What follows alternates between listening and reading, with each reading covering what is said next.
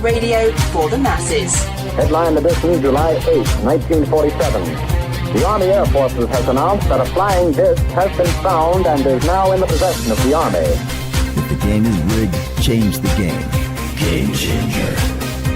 I occasionally think how quickly our differences worldwide would vanish if we were facing an alien threat from outside this world. This is Fade to Black with your host, Jimmy Church, on the Game Changer Radio Network. All right. Welcome, Fade to Black. Today is Tuesday, July 29th, 2025. Let's do this, man. Yeah, I'm your host, Jimmy Church. All right. This week on Fade to Black. Well, let's talk about last night. Yeah, today's Tuesday. Last night, Dennis Balthaser was with us. We're talking about Roswell 1947. It was an amazing conversation when, well, we had a citywide internet blackout and everything just dropped. I was looking at the comments, and it happened like 1 hour into the show. What an amazing conversation. And I was looking at the comments and, why was only half of the show posted? Well, we had no internet. So the show was still running and was not stopped, but that was happening out there in internet world, in Interbox world. When we finally got the internet back, I had to go in and check. I have a couple of producers that are on the East Coast that were not at their posts last night. So they didn't stop the show. And I see the show is still sitting there running live for an hour of dead silence. And then everything was pulled down, and looking at YouTube having a show up that just stops halfway through with everything else still running, probably the comments. I didn't go and check or anything. And I just told everybody, just pull everything down and we will reschedule Dennis and have our proper show up. It's not fair to Dennis to have a half a show up and just have it cut off. So there you go. Even though it was amazing. Yeah, we'll redo it and we'll get Dennis back here ASAP. It was just a very fun conversation that got off right. It was great, but that's what happened. And that's why everything was pulled down. Okay. And it's also messes with the numbering of everything. Yeah. So show numbers and episode numbers and all that. Oh man, we'll figure out that mess later. Tonight, Reverend Bill Bean joins us. He's a spiritual warrior. We're going to be talking about that. An exorcist. Yeah, we're going to be talking about that, but also the paranormal and all of those connections too as well. So tonight's going to be fascinating. Tomorrow night is our once a month AMA AJA, where you get to ask me anything. Always a fun night when we do that. Thursday night, we are off air. I am heading out for the Psychic Olympics. It is the last major event that I have coming up on the books at the moment. And it is this weekend in Charlottesville, Virginia, the Psychic Olympics, August 1st through the 3rd. All right. I did want to mention this really quick. The news just broke on this a few minutes ago. There is a major tsunami warning going on right now throughout the Pacific Ocean. There was an 8.8 magnitude earthquake on the east coast of Russia. So it is Japan, it is Hawaii, it is the island chain of Alaska. I don't know if it's going to get to the west coast here in California, but they're talking about that too as well. And of course, the west coast of South America.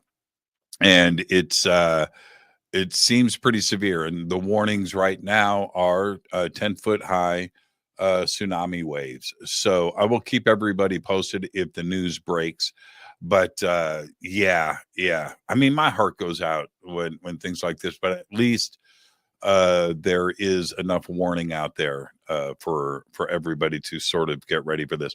Most times it just dies down. Sometimes it doesn't, right? So there you go. Public service announcement right there. Okay. Let's get things rolling. Reverend Bill Bean is with us tonight, and we're going to talk about his personal journey from childhood demonic oppression to becoming a spiritual warrior and an exorcist. All right, we're going to talk about his new book. It's called Rise Above It, and some of the other connections between the paranormal, Bigfoot, and UFOs, all of that happening tonight. He is a world-renowned exorcist, deliverance minister, and supernatural expert who has helped thousands in over 60 countries. His spiritual warfare ministry addresses curses, attachments, oppression, and demonic possession, all of that and much more. I would like to welcome to Fade to Black, Reverend Bill Bean. Reverend, man, I'm not going to call you Reverend all night tonight. I don't know. Just call me Bill. Yeah, just call me Bill. That's right. Do I get struck by lightning if I violate the terms of that? You're not violating anything, because we instantly became friends because we share a common bond, the love for guitars. So that makes us brothers right off the bat. Yeah, I now, who was first? Who hung guitars first? Was it you or I? Am I imitating you? You know, and but I love that. See, you know what? You know why? I'll tell you why I do it. It's me. It's who I am. It's how I grew up. It is a huge part of my life. And that's what this show is about. Right. And that's why those are there. Everything has got its own little story behind it. Yeah.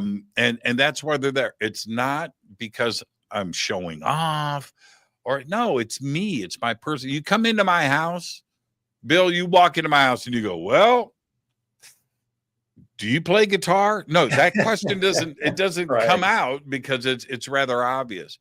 I saw that and I went, oh, we're going to be friends because we've got a common bond here. And I agree with everything you're saying. You know, I'm not trying to show off either, but it's artwork in a sense that, I mean, A, we really know how to play them, and B, it is, I agree with you 100%. You form a connection with each one of these guitars. I mean, as crazy as that sounds, it's true. And they all don't sound alike. No, they do not.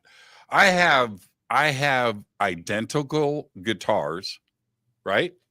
They should be the same. They sound completely different. Yep. There's something about the resonance and tone of each one that separates it from the other. And any guitar player will tell you, any serious guitar player, a guitar player can never have enough guitars because you are chasing that tone and that sound. You are. And I thought when I was younger, you know, when you have one guitar, right? You have one and you want to get a second guitar. All right. And it's usually a guitar that's probably, and I'm speaking in general terms here, but it's probably different than the one that you have because you want a different sound. And then what would I do if I got a third guitar? Mm-hmm. All right, it'd be a Strat and a Les Paul and maybe an acoustic, or, you know, and that's how it happens. I never thought that this would happen where, you know, I have any time, and I still, Bill, I still crave, I still want the next one. I'm with you. I understand.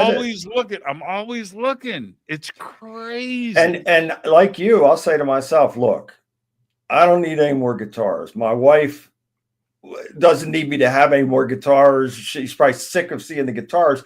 But just like you look and you go, wow, man, that's nice. I don't know. I might, you know, and I think back, Jimmy, and we'll get into it in a second, but I was a broke kid, worked hard, and I saved my money. I had to go to work at a very young age. We'll get into all that in a second, but I saved up like $550 or something. And this was back in the mid maybe right before the mid 80s, Eddie Van Halen had this Kramer Pacer guitar come out.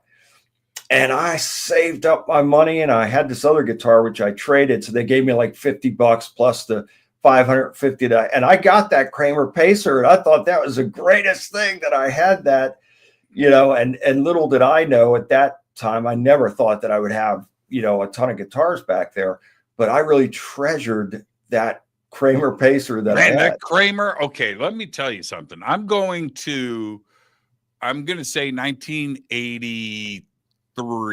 Like right in there. I was living back in Indiana. This right before I came to California, and I'm at a friend of mine's music store, and and things were really changing at that time in the guitar world. Floyd Rose had just come out, and of course what Eddie Van Halen was doing. He changed it all. He did, and I got a Kramer brochure at that music store. And I'm looking at, the Berettas and the Pacers, right? And I'm looking at, and you're a reverend, so I'm going to say it. Man, I lusted, man.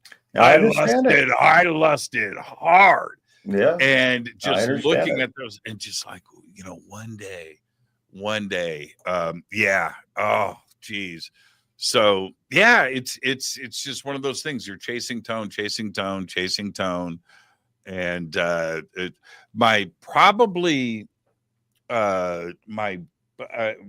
far as sound and playability goes, the Flame guitar, you can't see it. It's above that Dean. Okay. Yeah. But it's a Strat that's cut into flames. But that guitar it's just got a sound to it. That guitar plays really good. But anyway, I do compare a lot of guitars to that guitar. I do for its sound and everything else. And I agree with what you're saying there as well, because I've got a couple, one up on the wall, and then I've got a rack over here that there's one or two over there like that I'd say they would be my go-to guitars as far as having that sound that you really connect with. Yeah. And for some strange reason, and I never did this years ago, but over the last 10 years or so, I've been as a very balanced thing going on as far as playability goes, construction, the way it's built, and staying in tune. Yeah. So I got really heavily into the RGs, and I've got a couple of Vi's sitting here, but I've got 1, 2, 3, 4, 5, 6. There's a green one right there. I see it. Yeah. That's an RG 565. Plays like butter. There's a 550 right there. There's another 550 over here. And those, and I've got many of those that they are just overall just so perfect. Out of the box. Everything's got to be adjusted. You can't see it here, but let me change. Yeah. So right there, that's my workbench. Oh, I see it. Yeah. That's my workbench. And every guitar that I have, I try to do it I used to try to do it once a day, but I don't do it as often anymore. But I just pull a guitar down at random, throw it on the bench, and go through it. I have boxes of strings. I have you can't see it, but there's a toolbox here that everything I could build. I built guitars. There are good guitars here that I've built. That's anyway, I put frets in. I've done everything. Anyway, they go on the bench. Everything gets polished, done, fret ends, new frets, intonation check. Does it play? Then it goes back on the wall. So it's not like, all of these are ready to go, right? If somebody comes into my house and they see, I don't know, they see what they see. Normally, and then we'll get straight into the paranormal. But since we're talking about guitars, and there are a lot of guitar players listening right now, if somebody comes into my house and they look around, one thing is usually said straight up, and they go, "Man, my favorite guitar was this blah, blah, blah. And I'll go, I've got one.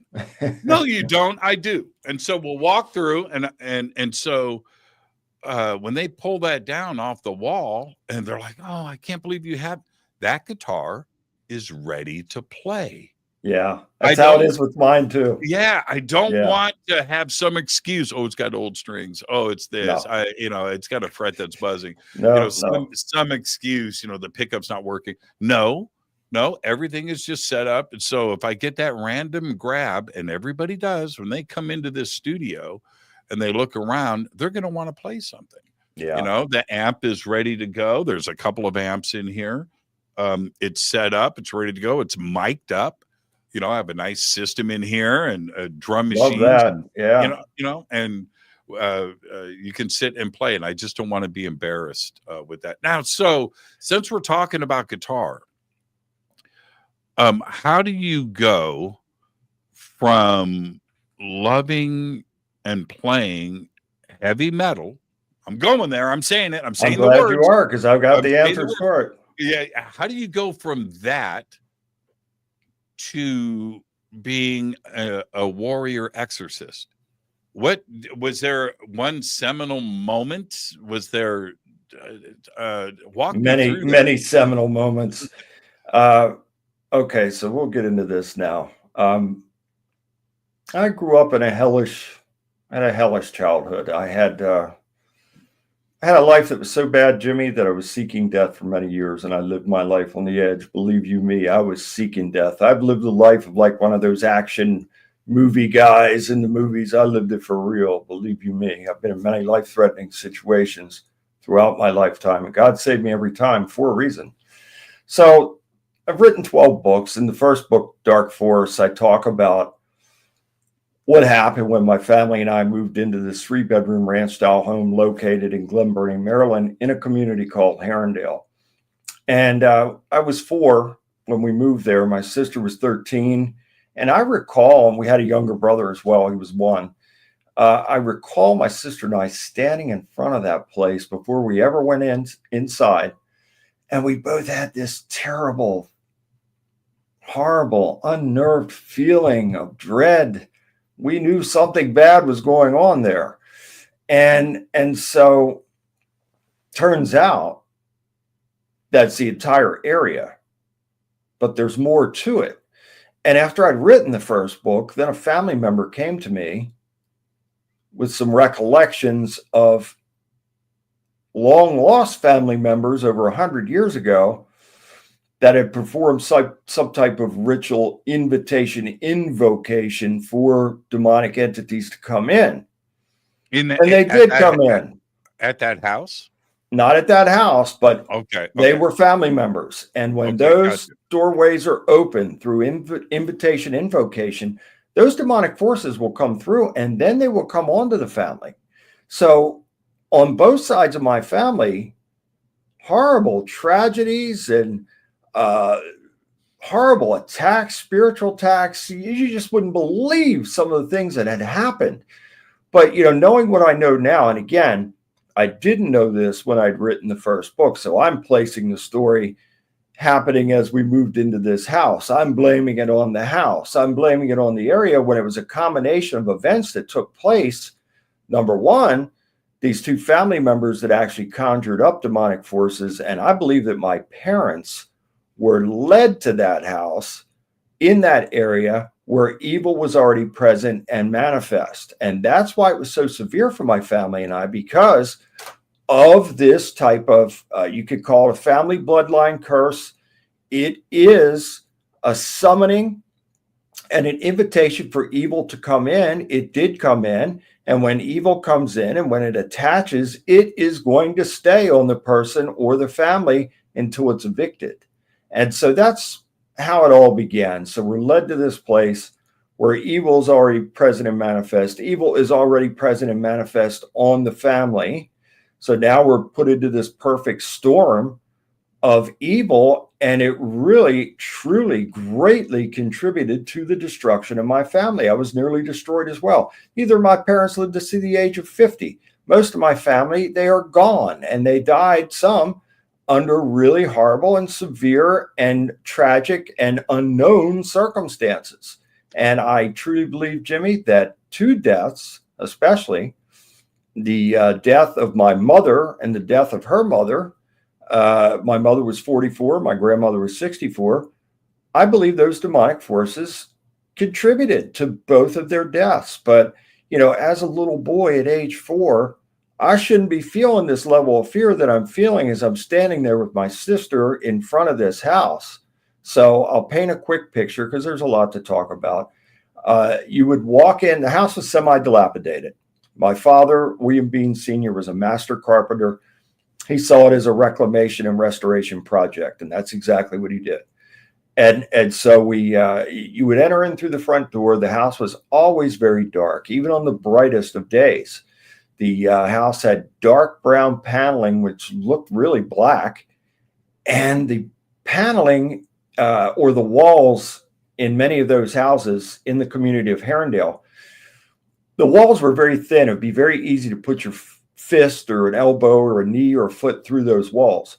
But yet in our house, the walls were very thick. And then I found out that the owners had actually built walls on top of the existing walls in the house. And that's why the walls were so thick.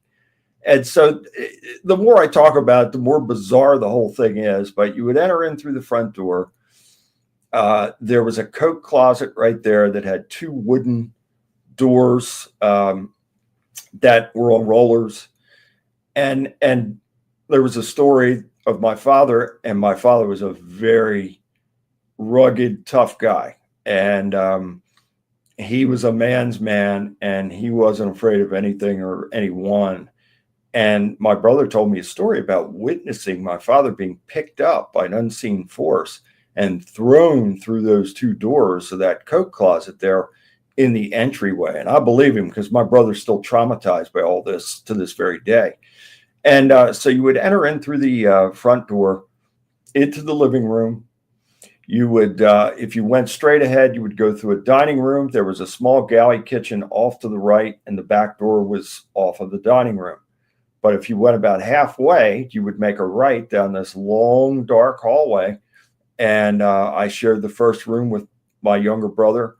My parents shared the second room. And then across the hallway, the last room on the left was my sister's room. And that's the room that I believe was the main portal in the house. That room was cold, even on the hottest of summer days. And that's also the room where the door would open and slam for many repetitions at a time. My sister was the first one to be attacked in there, and it was in that room. And she didn't stay with us for very long. We'll get into that in a second as well. But my mom was the first to have an experience in the house right after moving in. She was by herself, unpacking and organizing. My dad had taken us with him for the day to our grandparents' house, his parents, to allow my mother to be able to focus on getting everything unpacked and organized. And it was during the course of that she felt a presence come into the house. And she thought that it was my dad sneaking back in to play a joke on her, to scare her. And she spun around, fully anticipating on seeing him. And to her shock, she didn't see anything. Nothing was there. So as you can imagine, she was unnerved by it, perplexed, and shaken up.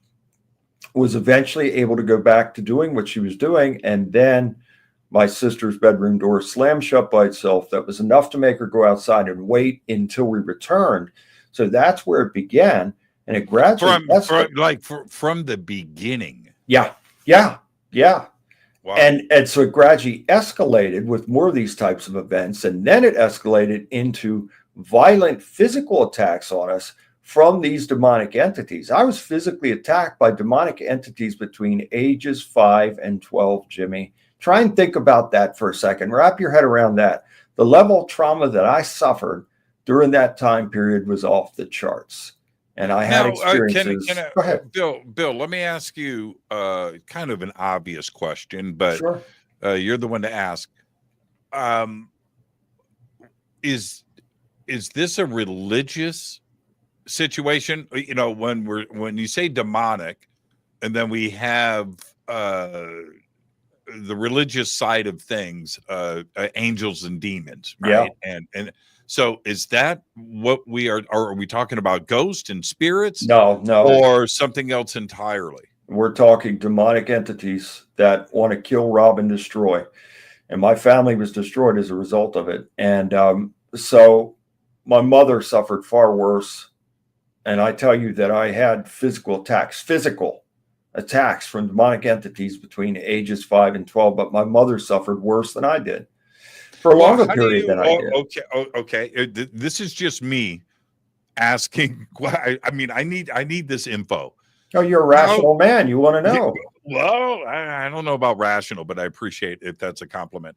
Is this, how does one know, specifically me, the difference between a ghost, a spirit, and something that is demonic? Yeah, something demonic, and we'll get into the ghost aspect and all that in a second, but something demonic, things associated with that, frequency and vibration, number one, because when God, Yahweh is his name, listed 6,823 times in the Bible, replaced by the title of Lord. So where you see Lord in caps, I should say Yahweh. When he spoke the world into existence, he did so through the frequency and vibration of his voice. All life operates on that principle. So if we are on high frequency, high vibration, life is good, life is positive, we're moving forward. But if we're on low, life sucks. And it's like the black clouds over our head, nothing ever goes right. And that's where the devil wants us to be, because when we're on low frequency, low vibration, we are wide open and vulnerable for demonic attack because everything is lowered, everything is weakened. The devil's a coward. He's a bully. He looks for people to pick on. So things associated with that would be terrible smells, odors, could be the smell of sulfur, could be the smell of feces, like something rotted, like meat or eggs or whatever. And believe me, we had lots of that stuff going on. Could also be a feeling of presence or seeing dark figures, seeing orbs, which could be black or red or green or like anything that's a dark, deep, heavy color. That, in my opinion, is something demonic. So when we're seeing angels or having angelic experiences, and I've had many, if you're seeing it in orbs, then you would see white, you would see blue, you would see gold, you might even see like a lighter purple, something like that. These are divine colors. But you would also hear sounds associated with this, and it could be the sound of a moan, a groan, disembodied voice. It could be a growl. And I have encountered, not only in my experiences, but in my career now as this spiritual warrior, people that have let out growls and shrieks and screams. You just wouldn't believe it. You'd have to be there. Even if you were standing there with me, seeing it for yourself, you'd rub your eyes and you'd go to your ears and go, did I just see or hear this? Is this real? Did I just experience this? But there are many of these types of things that are associated with evil and with the demonic attack. And usually it happens as a result of trauma. So I've helped thousands of people from all over the world. And in not all the cases, but in, I would say, majority of the cases, the person had suffered some type of trauma. And whether that be in childhood, and there's a variety of ways to suffer trauma, as we know, and whatever causes that level of trauma, obviously the perpetrator is demon-filled to be able to carry out such wicked and heinous acts against the victim. We know that. And unfortunately, what happens is when the wicked and heinous act takes place, demons will then go on to the victim because blood and secretions come out as a result of the trauma, and demons are drawn to it like candy. It's a drug to them. And now, they will not leave until they're evicted. I can't. This is going to be a great conversation. My house, I talk about this a lot, Bill. You probably heard. My house is haunted. Okay. All right, it's haunted. It's haunted. All right. I got crap going on all the time, but it's none of the things that you just mentioned. Praise God. There's not a darkness. I don't have I don't have, thank goodness, I don't have any crazy smells going on. But the house itself feels okay. You know, it's got it's cool. It's a happy place. So does that? Am I in the clear? Well, I would say this, Jimmy. Based on what you've just said, praise God that you're not, and your family members are not suffering any type of. No, I live alone. Okay, you're not suffering any type of physical attack, or no feelings of, depression or isolation or rage or hatred or just an oppressive presence that is affecting your frequency and vibration, which in turn will affect your mind and your body and your spirit. For sure. And so I think that's one of the things that we can move on. I talk about this nearly every night on the show, but I have chosen not to freak out. Mm-hmm. I could very easily go into a very bad place. Okay, I could. Anybody could and probably would. Well, now you know somebody that can help you, and I pray that you never get to that bad place. But in the event of, you know who to call. I have. Check this out. This will make you laugh. I have friends that are in the business. Okay, it's what they do. Mm-hmm. And they come over, and they all, okay, you want to know what's going on? No, I don't. I don't. Keep it to yourself. Right. I've got a relationship here that I have built.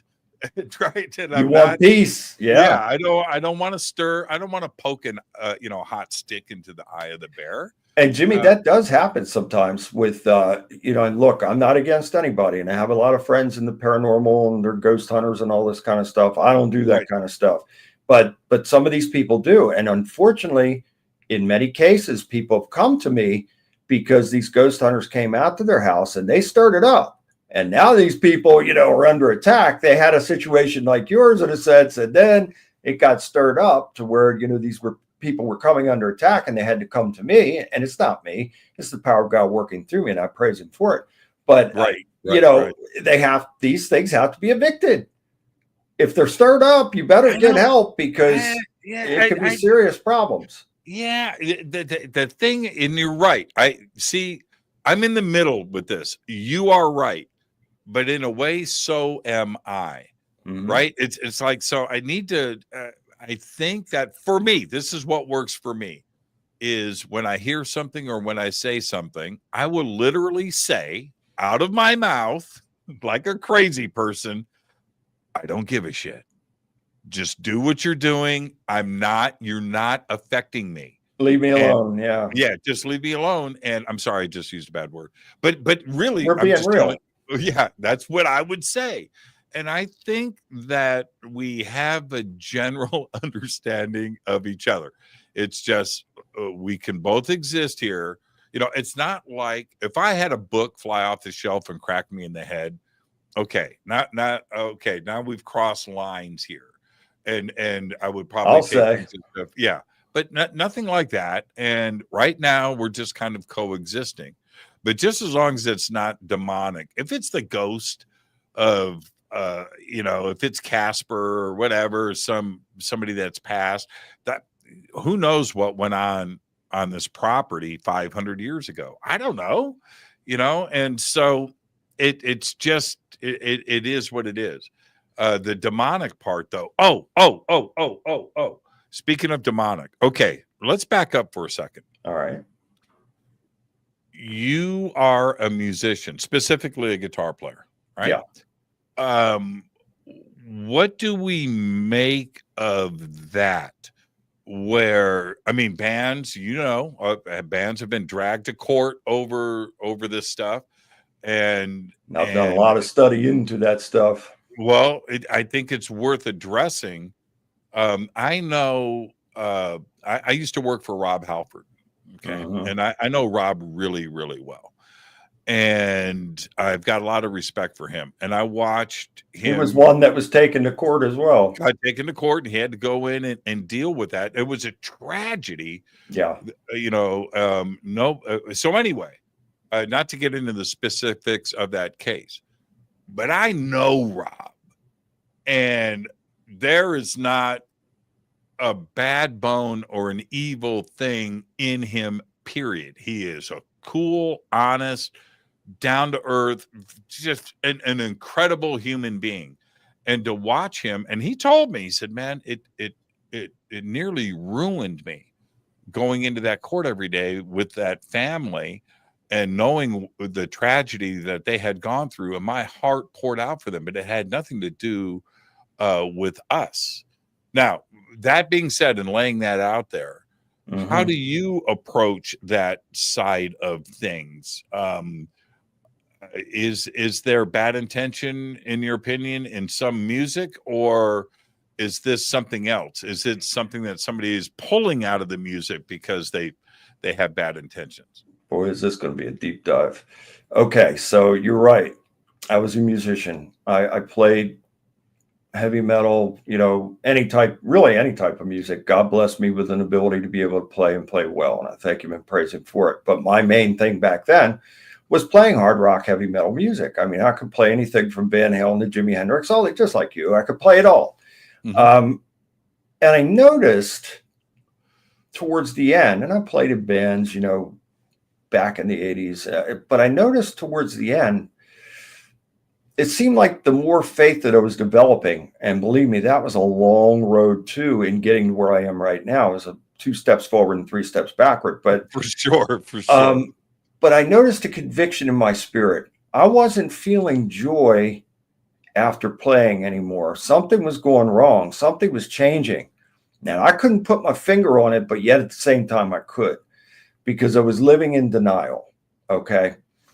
Now, you opened something here, and I'm going to give you what I believe to be the God's honest truth. And I have nothing against anybody, but I do talk about these things. Talk to me. I believe that, and this goes so far back, Jimmy. So the devil held a very high position in heaven as a choir director. He was in charge of the praise and worship music to Yahweh. Okay, so when the rebellion took place, Yahweh not only cast him out of heaven with 1/3 of the angels, the B'nai Elohim, the sons of God. They came down in what I believe to be UFO craft. They came down, they took human women, they produced a hybrid offspring of giants, the Nephilim, all this stuff. Anyway, I believe that as part of the rebellion of the devil, which he is still very much subservient to God to this very day, because God could destroy him like that. He won't, because he serves a role as adversary to mankind. So when God created us, he created us with free will. We're free to make our choices, but there's going to be a consequence as a result of the choices, and the devil serves that role perfectly. So in him, what I believe, what he did, hijacked the music, because music was created to praise and worship our creator. So the devil hijacked that, and he tricked the people into worshiping him through music. And then when we get in, it's not just hard rock, heavy metal. I mean, it's all this rap stuff today. It's the same thing. And this goes back to the Mississippi Delta blues, and it goes back to the Roaring 20s. It goes way back. So the spirit of rebellion came onto the world and into the world with the devil, and he is able to influence people. Now, where you say Rob Halford, I never met Rob Halford, so I take your word for it that he is a nice guy and means no harm to anybody. Okay, I can believe that. But at the same time, people can be used. So where I tell you, Jimmy, I am a vessel that God chose. I didn't choose this. He chose me for this. I'm a vessel that he works through. Now, when I tell you that, it's 100% the truth. So these people, and whomever they are in the entertainment industry, music industry, and whatever genre of music they are performing, they're vessels too. And there are people. Are you suggesting that like Olivia Newton-John could have been a vessel? Absolutely. Knowingly or unknowingly, willingly or unwillingly. Absolutely. Right. And so Daryl Hall was once quoted as saying he came from a family of ministers. He never wanted to be a minister. He wanted to be like Aleister Crowley, who came from a family of ministers, and they wanted to be the anti-minister. and they wanted to preach a gospel of darkness. Now, I'm not making this up. He's quoted as saying this. And so when you have somebody and people go, you're crazy, that's Hall & Oates, that's pop. Well, okay, well, I'm crazy. But you can look it up and you can see his comments that he made. I didn't make it. I'm telling you what he said. And so these people, and there are many throughout the years and decades, have been vessels for this evil force to work through to bring the frequency and vibration down in people. So if you have a person that's unstable to start with, and then they are taking in certain types of music, frequencies and vibrations, then that person can receive a demonic influence directly through that musical piece, or perhaps the lyrics or frequency and vibration that can push them over the edge. Now, it might sound like crazy talk, but I'm telling you 100% what I believe to be the truth. I've studied about this for 30 years and continue to study, and I'm convinced that what I'm saying is the absolute truth. So this is such a deep rabbit hole. Have you ever heard of a guy named David McGowan? I have. Who is he? He wrote that book about Laurel Canyon. Yeah. He's no longer with us. Yeah, he was on Fade to Black. Yeah, that guy was a very knowledgeable guy, and he was so spot on about a lot of things that he said, including the involvement of the military-industrial complex in music and entertainment. So I think this all changed. I think this was a plan that the devil laid out really from the beginning, but it took a long time to be able to unfold it, because if you are trying to deceive people and you're trying to keep them asleep, well, then you have to do that gently. You have to do it in increments because you don't want them to wake up. So you want to do your magic and keeping the people dumb and asleep and they don't realize what's going on, and you unfurl this plan. And I think it really began in 1956 was where it came into full swing. And again, a lot of people probably think I'm a nut for saying this, but it started with Bill Haley in the comments. And people say, are you crazy? Rock around the clock and all this? Well, that created a rebellion in the kids. They started having riots in places that Bill Haley in the comments played. So this started up the spirit of rebellion. Okay, good point. But this is my defense's counter offer. Okay. All right. I would say if you look at it that way, and I'm not saying you're wrong at all, but if you're going to put it like that, then I would back up. It was more severe with Benny Goodman. All right. You could be right. Yeah. Now, and this is why. Benny Goodman, and everybody can look this up. Before Carnegie Hall in New York, Benny Goodman played a show there. And it was the first time ever that those conservative audiences lost control and stood up and started dancing.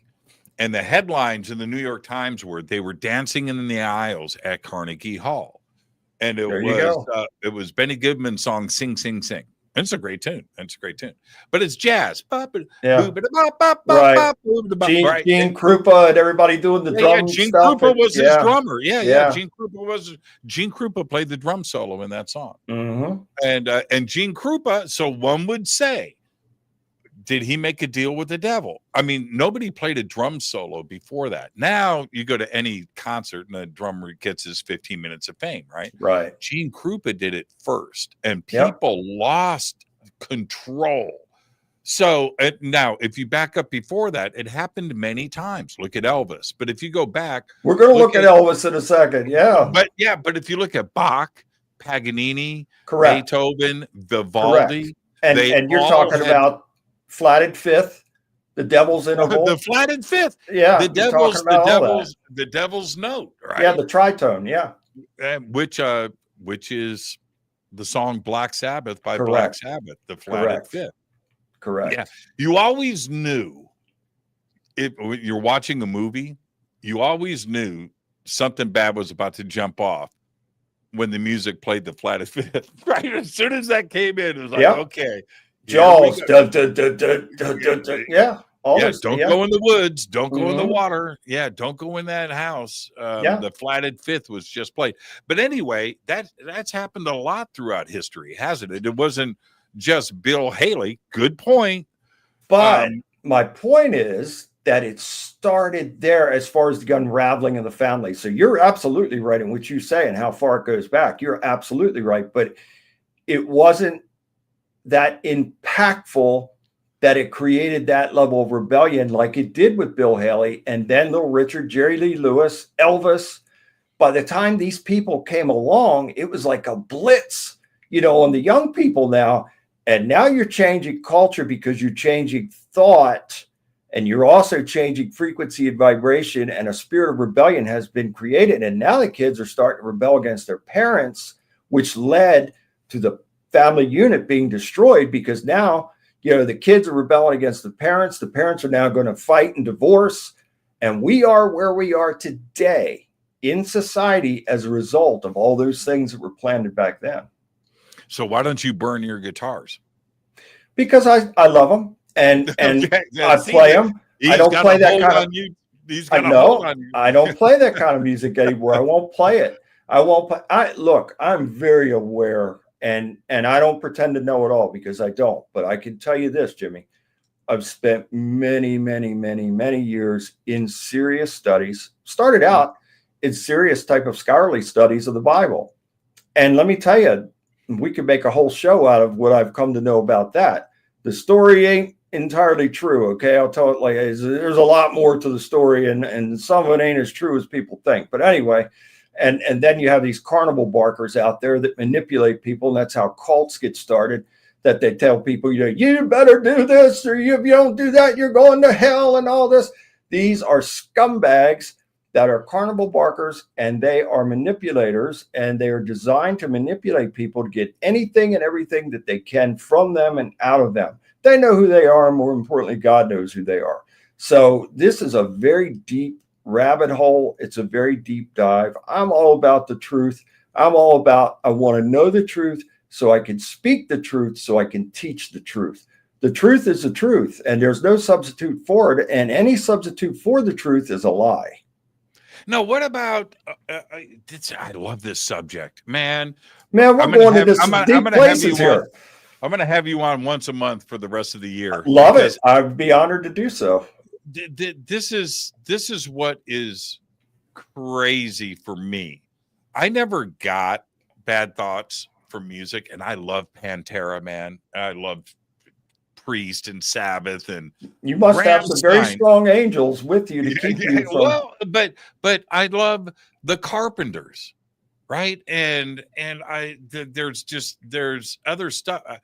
Just music to me it's so positive to so many people. It's such a positive force. So I would say this is my take. If you are going to get out of something what you are trying to get out of it. And it doesn't really matter. I suppose you could get bad vibes out of the Bee Gees all right, you want to go into that now? Okay. You open that can. But you understand what I'm saying though, right? But some of those guys were practicing witchcraft and black magic, and people close to them were saying that. And as a matter of fact, the Bee Gees? Yeah. And as a matter of fact, the Bee Gees, and that's alleged. I don't know the Bee Gees, but that's what I was told, and that's what I've researched as well. There was a concert that the Bee Gees did, I don't know, probably back in the late 90s. It was from Las Vegas, and it was a big thing. I mean, they made a lot of money off of that deal. And if you look at the stage, if you could get any of that footage, and I'm sure you could get it on YouTube, if you look at that stage, there's some witchcraft runes and other symbols on the stage that they are standing on and playing on. And it was rumored that a couple of them were into those types of things. And it was also rumored that if you crossed them, yeah. And here's something else I'm going to blow your mind with right now. How can you? That's right. I'm going to blow your mind with, if I could find this, which I don't know if I could find the file, but I'll send it to you, or you can punch it up. For anybody that's watching right now, if you think I'm a madman, what I'm saying, you can punch this up. So Barry Manilow, The great Barry Manilow wore white. He was like Pat Boone, always wore white. Copacabana. Barry was, had these big hits in the 70s, and Mandy and all this other stuff. Well, he performed a song, and it was a huge hit, and he did not write the song. Bruce Johnston of the Beach Boys wrote the song, okay? And it's called I Write the Songs. Mm-hmm. Now, Jimmy, if you punch those lyrics up, or anybody out there watching, punch the lyrics up, and you go, whoa, wait a minute. He's singing as the devil. I write the songs that make the young girls cry. Is basically saying he writes all the songs to stir emotion. It is the devil. And if you read those lyrics, you go, what? But that's how clever the devil is he can trick people into thinking that something is so vanilla, so innocent, and the whole time it was about him. Yeah, Bruce Johnson, Beach Boys, okay. Yeah, I write the songs. I've been alive forever, and I wrote the very first song. I put the words and the melodies together. I am music. I write the songs. I write the songs that make the whole world sing. I write the songs of love and special things. I write the songs that make the young girls cry. I write the song. My home lies deep within you. I've got my own place in your soul. There you go. When I look out through your eyes, brother Jimmy, I'm young again, though I'm very old. Wow, I write the songs. Let's get to the next verse. Oh, my music makes you dance. It gives you spirit to take the chance. Right. Wow. Okay. All right. We're getting deep now, aren't we? Okay. Let's get to the next verse. Oh, that's it. Okay. Wow. Okay. Wow. You crushed me.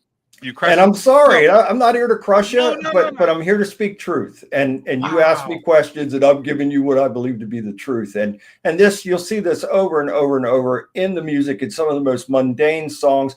People think that the Police song, "I'll Be Watching You," they think they play this song at their weddings. They think it's a beautiful song. It's a song about him stalking somebody. I'll be watching you. That I always knew. That song did always kind of creep me out a little bit. When you look, I hear you. Look, I'm not here to bash anybody. I'm not. I don't have anything against anybody at all. I just spoke on my little show last Friday night about these things, and people were saying, "Do you think Ozzy's in heaven?" I don't know. I'm not his judge, but I will tell you this. I know Ozzy's son, Jack. I've been on his show many times, the Fright Club show. Jack has always treated me with kindness and decency and respect. I call him a friend. He calls me a friend. But I will tell you this. I never met Ozzy Osbourne or Sharon Osbourne. I pray for him that he did come to God before he left this earth, because he is a prime example. And he may have been a very nice guy in his private life. I don't doubt that. I don't know the man, so I can't make that judgment on him. But where I can make the judgment based on what I've seen and heard is that he has been an open vessel for the devil to work through all these years. And even to the very end, Jimmy, because when you look at that last show before his death, he was sitting on a satanic, it was probably a wheelchair, but they made it up to look like a satanic throne and all this kind of stuff. And so people go, oh, that's just entertainment. Well, better be careful, because art can imitate life and life can imitate art. And doorways can be opened up. And you mentioned the very first Black Sabbath song, 1969, the album Black Sabbath. And that song was about a satanic book that Ozzy gave to Geezer Butler, the bass player. Geezer put that book on his shelf and went to bed that night and woke up to a black figure with glowing red eyes at the foot of his bed. That's what the whole song is about, in the Devil's Tritone flatted fifth. And that's where it all started for them. Now that's God's honest truth. That's the story. They've both told that story many times. So there you go. I mean, this is and look, is all music evil? No, I'm not saying that. But what I am saying is that we do have to be careful, because once a doorway is open, and in this world today, with the technology that is present, is very easy to open dimensional doorways. Very easy. And so when those doorways are open, and if demonic entities come through, it's going to require somebody like me to come along by the power of God working through me to evict them. They're not leaving until they're evicted. It's through my own experience, and I've thought about this a lot, Bill. This is not it's not a trivial thing. I thought about it a lot. I play all music. I listen to all music. It doesn't matter if it's country, if it's classical, if it's blues, if it's jazz, all forms of heavy metal. And man, and Peter Tackren, the singer for Hypocrisy, go and read his words. And he's a really good friend. He's a great guy. He's a really good friend of mine, and he lives in Sweden. But and so if anybody, I've thought about this a lot. If anybody has been stupid enough to open up doors like that, it's me. But through my own experience, I kind of want to have the experience. No, right? you don't. Well, what I mean is so I can talk about it. But I haven't had, if anybody out there has opened up, cracked the door open and took a peek, it's me. And I haven't seen anything bad or experienced anything bad or be grateful for that. Yeah, well, for sure. There's people out there, Jimmy, including myself, that have suffered these high levels of trauma. You can't undo that. Now, the only way that can be undone is A, by the demonic forces to be evicted, and then B, a healing process by having a real and authentic relationship with God. Otherwise, there's no way. It's irreparable. There's no way to fix that. That's why a lot of people, when they suffer that level of trauma, they turn to alcohol and drugs because they want to escape reality. They can't cope with what has happened to them. Yeah, for sure. And it destroys their lives. And so I'm thankful to tell you that God has worked through me on many occasions to have brought people back that were on the edge because they were escaping reality and they just couldn't deal with it. And God had worked through me to not only evict those demonic forces, but then I become a life coach. And we have to sit down and put a game plan together for that person's life and moving forward and giving them blessed assurance that God is with us and for us, and there is a better way. You can have a better way, you can have a better life, and you don't have to stay stuck in that darkness. Do you have to have a belief in God to get through something like that? What if somebody is an atheist and there is just no way they're going to make that phone call to you? Is there a way for them to get out of it? You would not believe the people that have came to me for help over the years, and some people in the industry, but scientists that are as well. Atheists, that started off atheists. Scientists and people in the industry, scientists that they were atheists. Yeah, they were, everything was based on rational thought, science, reason. Yep. And they were having these experiences and they couldn't explain it. And they're confounded because they're having these experiences, and now they're frightened because something is happening that they can't control in their environment.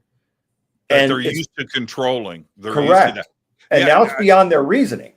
I've said this so many times, but I don't think truer words have ever been spoken. Do you know who the most spiritual person in the world is, Bill? No. I'm going to tell you. It's the physicist when the plane is going down. That's the truth. That's the truth. That's it, man. And that's really true. I think that I would agree with that because I've been on 3 flights in my career that I thought were going down, and people were screaming, people were vomiting. It was chaotic. And now I, as a minister, stand up and I'm trying to comfort them, but at the same time, I'm praying because I'm thinking this could be it. We could be really going down here. And so I have to keep myself under control in order to be a comfort to those people that are panicking. Yeah. Neil deGrasse Tyson sitting there. Yeah, absolutely. That's a bad feeling when you're 36,000 feet in the air and you start going down and you go, ooh, this ain't right. Something's very wrong here. This could end really badly. historic, going back to music, and then we need to take a break. Oh, actually, we'll take our break here. I'm going to do what they call a teaser here in Radioland. The Crossroads, and the deal with the devil, Faust, all of that.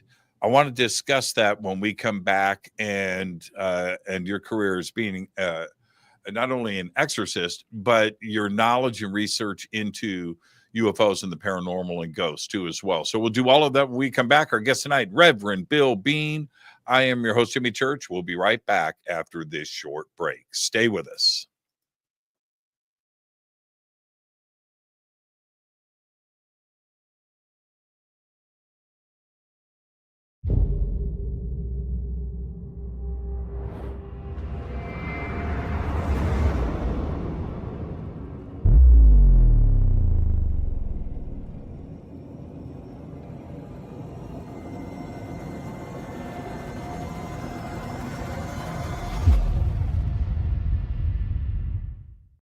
Subscribe to our YouTube channel to get your alerts and access to over 2,000 videos. Click that subscribe button right now.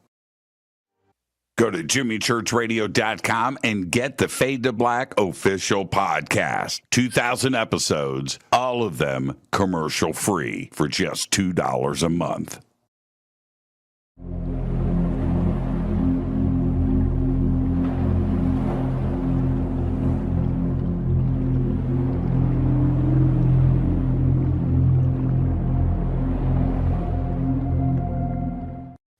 Watch Into the Vortex on Gaia TV. It's Fade to Black for the screen. Simple to do. Go to Gaia.com, search Jimmy Church, or click on the link below. Follow Fade to Black on Twitter at JChurchRadio. Get all of the show updates every single day. It's now called X, but who cares? How you doing? Jimmy Church here. Special announcement. Get your Fade to Black t-shirts.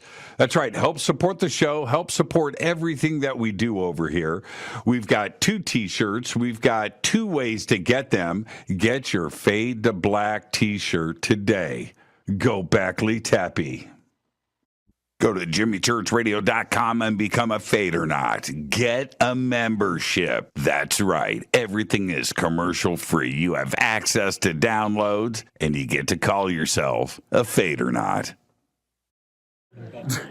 Jimmy Church, Gaia TV, Fade to Black, here at Machu Picchu with Brian Forster and Hidden Inca Tours. Amazing tour so far, Brian, but we're here to announce what we're going to do next year in 2026. What's going on? Okay, November 2026, we're going to have our major tour of Peru and Bolivia, either a pre or post tour of Paracas and Nazca on the coast. And then after that, 6 days in Easter Island.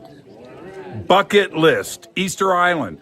Come join Brian and I and his amazing team here at Hidden Inca Tours for Peru, Bolivia, and Easter Island. Signing out. Say goodbye, Brian. Bye, gang.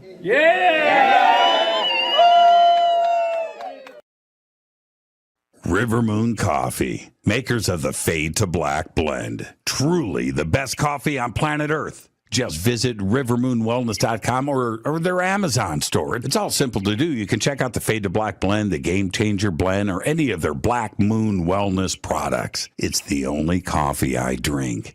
It is the best, and it's Doc. Again, rivermoonwellness.com.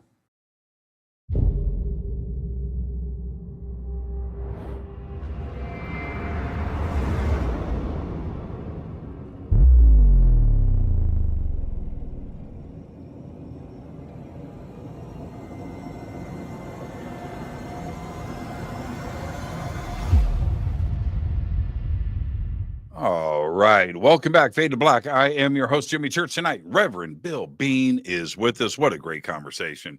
This is what I'm talking about. We've got tonight music, spirits, demons, exorcists, UFOs, spirits, ghosts, the afterlife, the universe, everything. All of my favorite subjects tonight, Bill. Well, we're hitting them all. We're going to hit them all. Yeah. Your favorite subjects too. Tom DeLonge on this very program many years ago made a statement that is still talked about to this day. People reference that show. He's only done a couple of interviews, right? And but he said something that, well, I'm just going to say it here. I'm going to paraphrase a little bit, but he said there are people in the Pentagon and in Washington that feel that UFOs and UAPs are demonic, and that you need to be careful on what you are calling in and communicating with.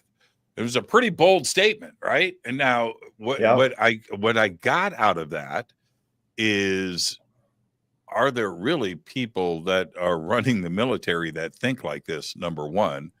And number two, could Tom DeLonge be right? Could he be correct about this? And yes and no. Okay, so I'm going to throw that at you because, let me tell you why I think that it is more important than what people think. If you take the Bible literally, God created everything. Correct. So that means that UFOs created the devil too. All of it. They've got the devil too, right? And so that on the other side of the observable universe is good and evil, just like we have here. Correct. Absolutely correct. So Psalm 68:17 says the chariots of God are 20,000. Okay. Why does Yahweh, the creator of the universe, have to have flying chariots? I have no idea. We'd have to ask him that. But I will say this, the scripture is there. I believe the scripture.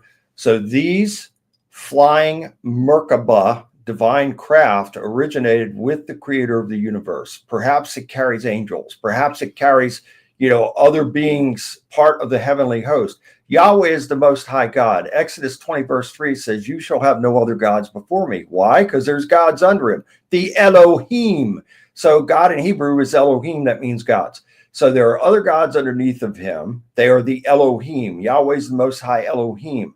Do these Elohim traverse to and fro in these flying chariots? It's entirely possible.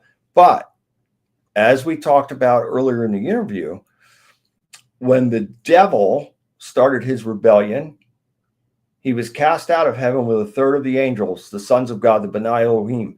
They were cast out of heaven, in my opinion, I strongly believe this, in flying chariots, these flying craft.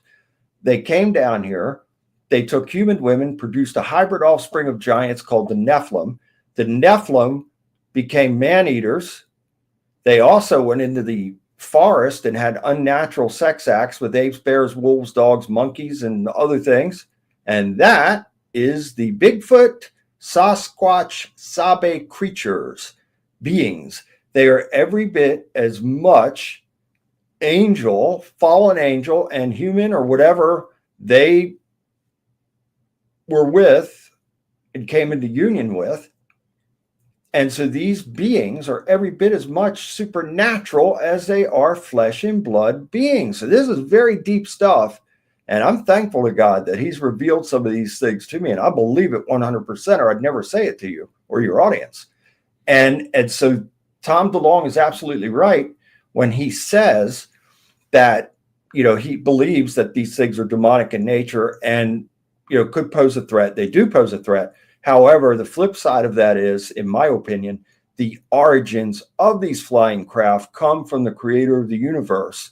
And so it just became corrupted when the devil came down with a third of the angels in those craft. And when the great flood took place, I believe that they got in them craft and went to places like Mars and Saturn and Jupiter, places like that, and then came back when the floodwaters receded. That's how they were able to carry on. If some are demonic, then aren't some of them angels? Some very well could be angels, Jimmy, because I've had, just as I've said to you, I've had these terrible demonic experiences, and it's all true. No exaggeration at all. However, I've had many divine angelic experiences not only seeing angels in full form and having interaction, but also seeing flying craft that were divine. There's over 100 scriptures in the Bible that talks about UFOs and divine craft, pillar of a cloud, flying roll, flying scroll. It's all there. People just don't understand this. It requires a lot of prayer and research to understand it, but it's all there. And there are ancient records as well with all this. You think those pyramids were built by men? Come on. And there's pyramids all over the world. I don't believe that for 1 second. It's too precise. And so I think that and if we want to take it to another level, the Tartarian Empire with all those buildings, these magnificent structures, men had hammer and chisel back then. How in the world did they create these magnificent structures? So I do believe that divine forces as well as demonic forces have interwoven, intertwined, and intervened in the history of man. And there is influence on men from divine angelic forces as well as demonic forces as well. And I really believe that, as if everything that I've said doesn't sound crazy enough, but let me tell you, sometimes the truth is stranger than fiction, and we're in this area right now. This is my opinion. I can't prove any of this stuff. If I went into a court of law, I couldn't prove any of it other than to say I've had my personal experiences, which are real and valid. Sure. But if the world were on high frequency and high vibration, especially America, things would be so much different. Things would be completely different. But the world, especially America, is in chaos right now. And it's by and for a reason. So what I'm about to say is all theory and opinion. I believe very strongly that Yahweh has, when he reassigned the devil in this role of adversary to mankind, I believe that the devil has a degree of power that God has given to him to be able to sort of be the manager on the earth right now. And I don't think it's going to last for much longer, to be honest with you, but he has that ability and capability to press these buttons on people. And furthermore, there are secret societies. There are people that operate in the shadows, and whether that's alphabet agencies, it goes much higher than that. But there's a brotherhood on this earth, in my opinion, that have and continue to be in league with the devil and give their allegiance to him, and furthermore take their orders from him via other beings. And whether that is reptilian entities or they're all demonic, so it doesn't matter. Whomever these beings are, call them a shadow government or whatever you want to call them. These are the go-betweens. And I believe that the devil gives the directives to these beings, and they are giving the orders to the power elite on this earth. They could fix, Jimmy, come on.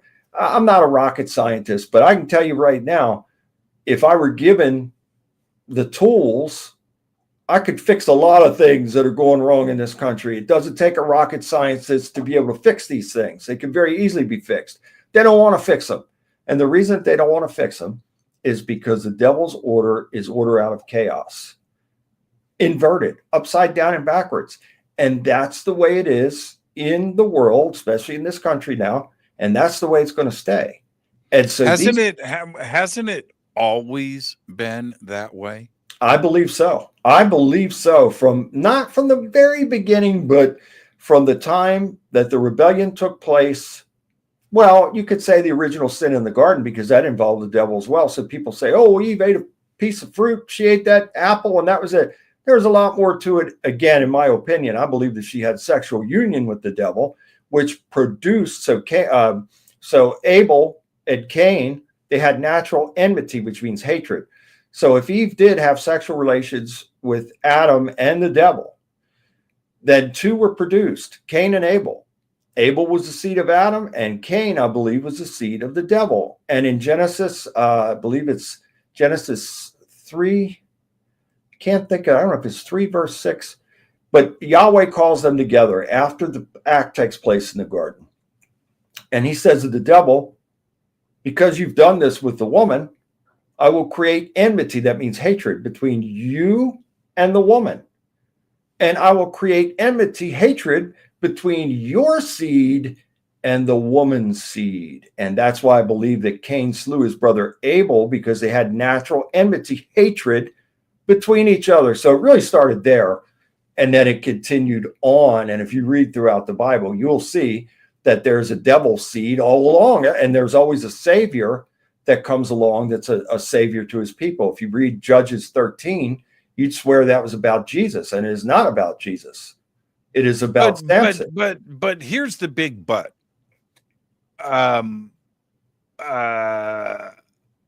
Why have these issues at all?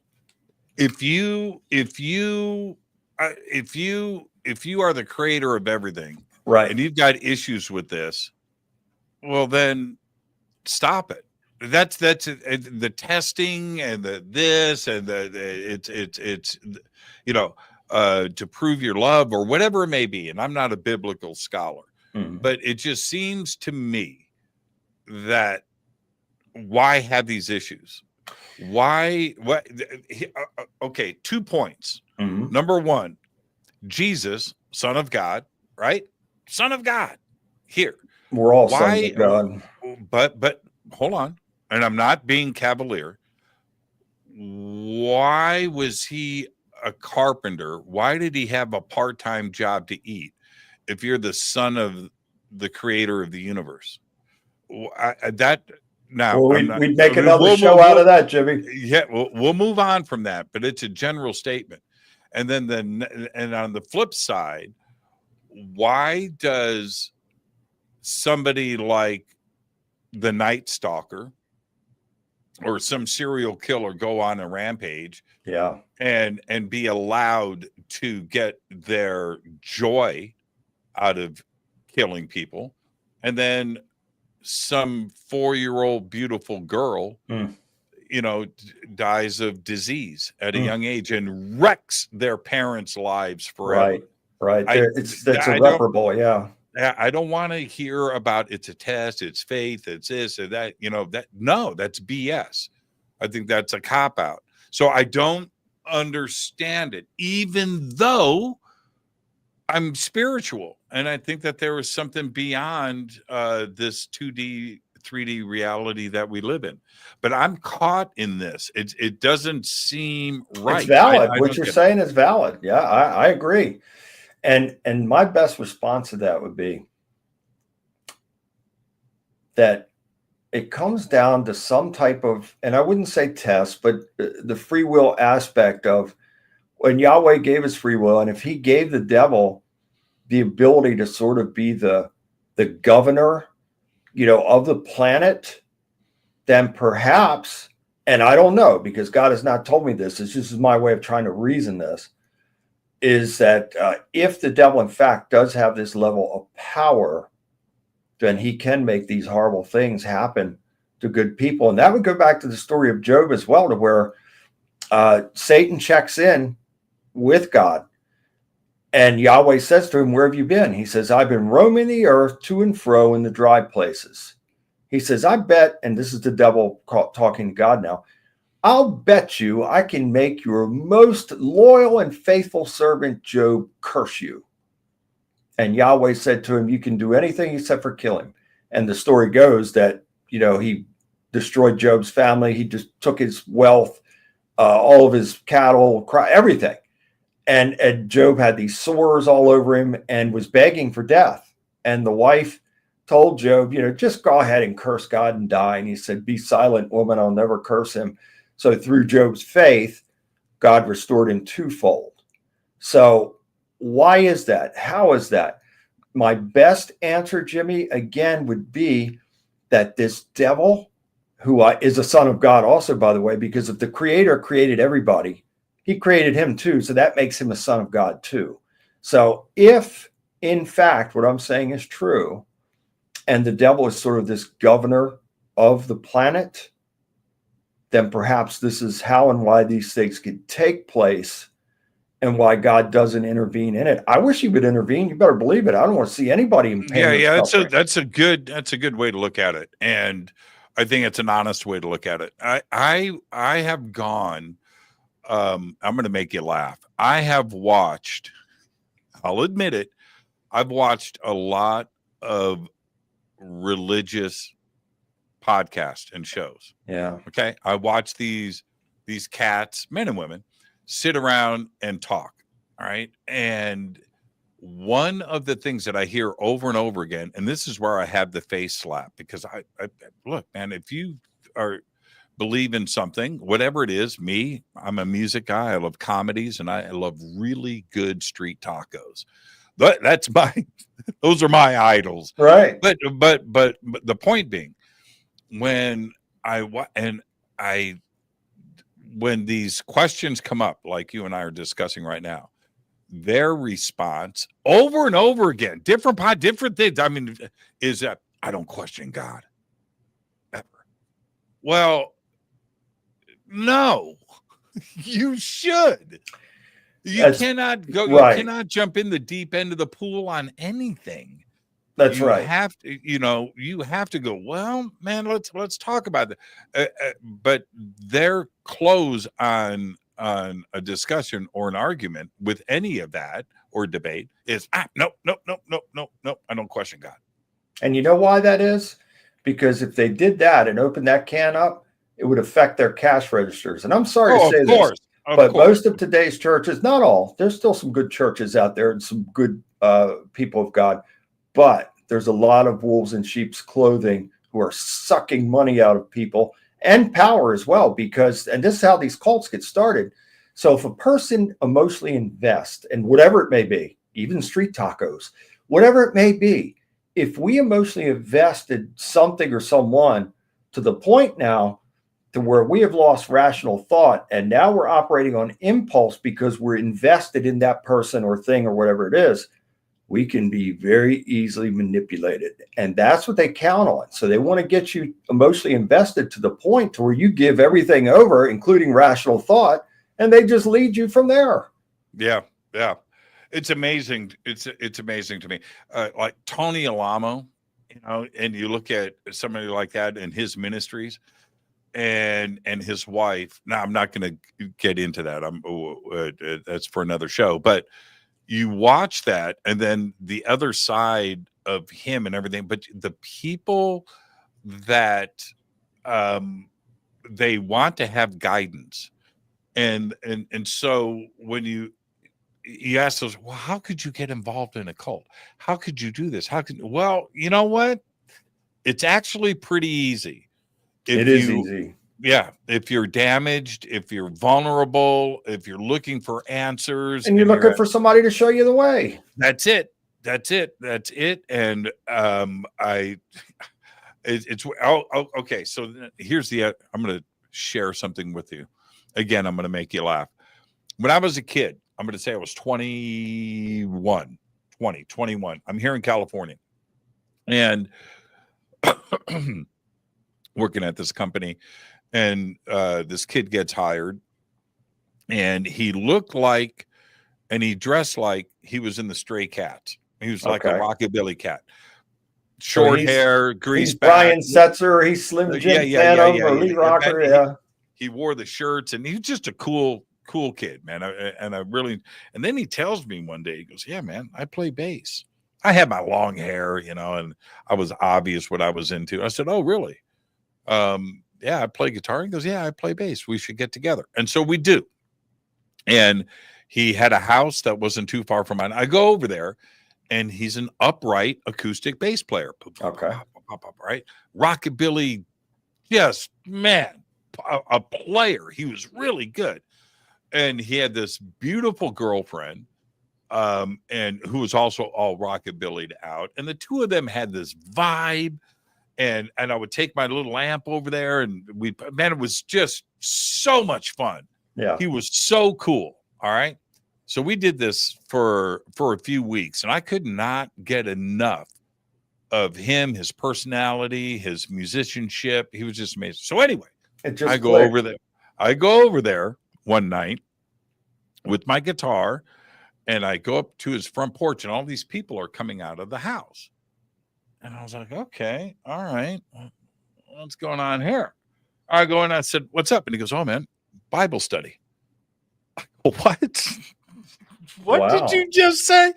He goes, yeah, man, Bible study, man. Those are all, I'm a youth pastor at a church. Wow. You're a youth. What? What? And I got pulled into, and I thought it was great. His lifestyle and everything. So he like balanced the two. Yeah. I mean, with me, I would have never guessed, any of that. So what ended Some up guys happening, do that because they're trying to reel people in. They're fishing for people. no, I don't think so. I think he was just a good spirit, man. But And I mean, not even in a bad way. They're trying to get people to convert them. Oh, I see what you're saying. Yeah. Oh, yeah. Well, he wrote me in for sure. Yeah. And but this is where for me, I looked at this and I thought about this really hard. You cannot judge anybody. Like, I thought that this was a beer drinking, Harley riding, rockabilly bass player guy. Right. And then one day I walk over and he's in the middle of teaching, a Bible study class in his living room with like Amazing. 20 people. And yeah. So anyways, this is what happens to me. I decide to read the Bible. Okay. 2021. And I'm at a crossroads, man. I'm at a crossroads. So I get a Bible and I spend the next couple of months reading it. Genesis, man, page 1, right? Pop, pop, pop, pop, pop. A couple of months later, I finish it. I flip it over and I read it again. And I get about, man, I like get into the New Testament. I'm like right in there, right? And I set the Bible down and I went, this is about UFOs.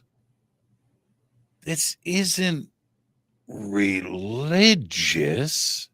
And my whole world went, yeah, hold on a minute.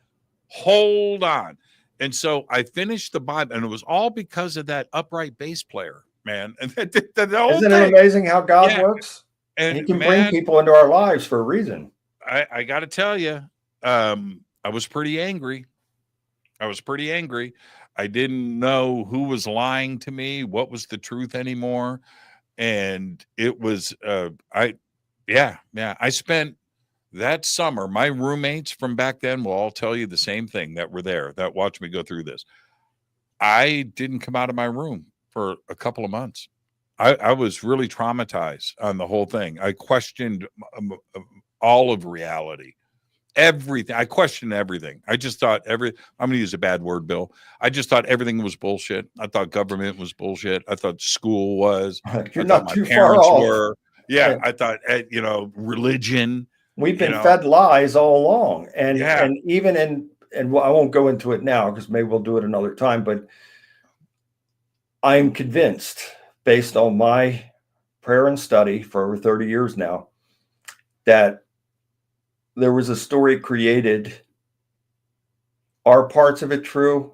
Yes, I can believe parts of it are true, but I believe a lot of it is false, and it was to control the people. So for anybody out there that's watching this, if you know anything about the Flavian dynasty, then you would go and say, okay, well, Constantine, was he a part of the Flavian dynasty? Was he was the emperor, and Christians revere Constantine, which I can't understand why, because he fed his wife and son to the lions. But anyway, it was a different time. He's revered. He was the creator of it all. But I'm going to tell you this, based on this research, and I believe it 100%, that the Romans created their own religion, including their own God. They were not going to worship a Hebrew God, Yahweh. They hated the Jews. They were the power. They're not going to join in with the Jews and worshiping what they deem to be a Hebrew God. They're going to create their own version of, and that's what they did, and it stands to this very day. There are 40. Are you suggesting the Romans invented Jesus? Well, I'll say this. I do believe that there is a real person that was, his name was Yahshua, which would be Joshua. The Hebrews, the Jews, they don't have the letter J in their alphabet. The letter J was the last letter added to the English alphabet. That is true. And so it's impossible, number one, for that name to be valid in that time in those circles. And so I do believe, and boy, this is another deep rabbit hole, that there was a story created based off of this real person that I do believe God put the spirit of the Melchizedek, which means high priest, on this person, Joshua, and I do believe that he became a high priest for Yahweh. And the name Yahshua means Yahweh saves. Yah saves. Yah saves through him. So this is a boy, Jimmy, we could roll on this for hours. And believe me when I tell you, I am firmly convinced that the Romans created a story and a narrative. And what we have today is based on what they created back then. And it's so very easy to manipulate people. And the reason for this was control and manipulation, because the Roman Empire was losing its grip. And they had to do something and come up with something to unify the people. And that's what they did. They took this story and they brought pagan practices into this as well. And so it was easier to draw these people in. And once they got the people to buy into it, and furthermore, it wasn't just getting people to buy into it, because the real Sabbath day is Saturday. That's the seventh day of the week. So they converted the people to Sunday worship, and they did that by killing some people to say, if you don't comply with our new edict here, these are the consequences that you're going to suffer. And then the people would go along with it because their life would depend on it. And so that's how this all, and I'm sorry, there's probably people out there right now that are hating my guts. And I mean, no offense to anyone. I just want the truth.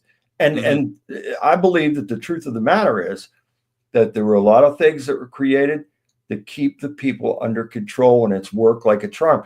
What did it for me, what caused me to start studying about this, I prayed first, but I was reading Romans 13.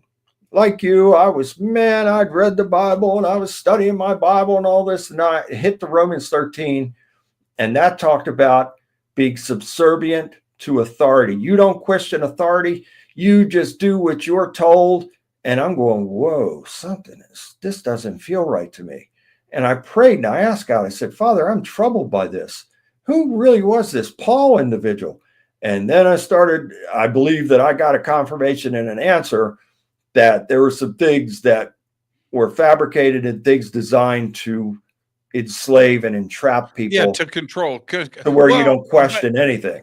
Yeah, here you're not offending anybody. My audience is very smart, and Jimmy, I love everybody. I have nothing against anybody. No, you're not offending.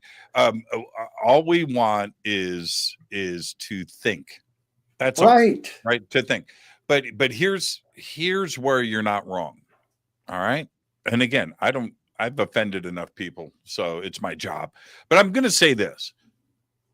When you have a smart person in the town, in the village, smarter than everybody else, that's who is going to lead.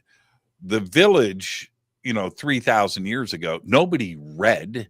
4,000 years ago, 5,000, chances are they didn't even have a written language or anything. So, but if you had somebody that was smarter than everybody else, then you were going to lead the village. All right. So, and you find out one day that this pond where everybody's getting their water from over the hill is getting people sick and people are dying. But you know that there's another pond a couple of miles away. It's further.